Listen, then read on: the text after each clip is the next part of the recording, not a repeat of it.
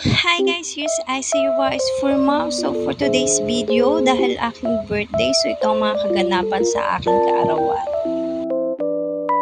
So ayun guys, magpa-surprise ang aking family and friends. So dinala nila ako somewhere na ang pagkalayo-layo dahil galing pa kaming baras and wala pa akong tulog. Tingnan nyo ang eye bags ko, grabe, Hagardo versus Ampeg.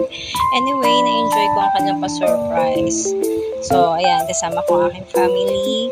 And akala ko, yung buong resort, inarkilan nila kasi kami lang yung tao nung dumating kami. So, ayan, tumagay kagad kami. O, diba? Cheers! So, ayan, nag-celebrate kami and nag-swimming yung mga bata. Na-enjoy naman nila ang swimming.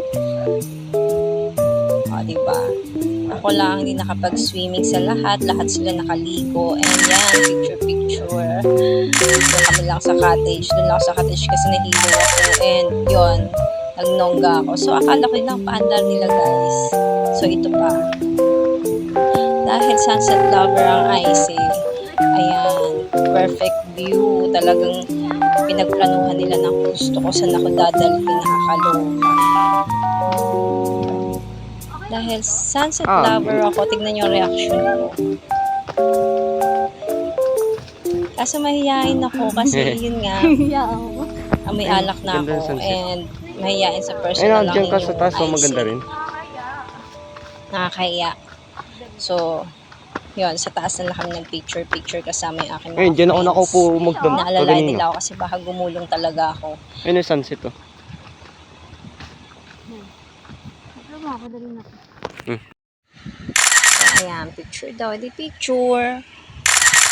Syengot na talaga ako niyan. Tapos yan, ang ganda ng view guys. Perfect yan sa magjowa kung gusto niyo mag-propose. Ang ganda, nakaka-in-love ang view ng sunset. Tignan niyo guys. Then, diba? After noon, bumaba kami. Meron pala doon here, playground. So, picture-picture kami. Kulitan, tawanan konti. Kami lang ang taong gugulo namin. So, ayan.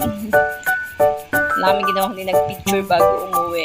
Dahil saglit lang talaga kami nag-stay dyan para lang sa sunset and nag-swimming ang saglit. O, ito ang aking mga kasama sa TikTok. Wala yung iba dahil busy sa work. Hindi sila available that time. So, ito yung aking mga friends, sila mami. Yan. So, ito ang aking mga family friend, sila mami. Nagpapaampun na ako dyan kasi wala akong nanay. So, ito, kasama ko yung aking mga baby, yung mga anak ko. So, thank you sa time and effort. And next time, kung dadalhin nyo ako somewhere mas maganda ako, sasabihin nyo kung saan nyo ako dadalhin guys.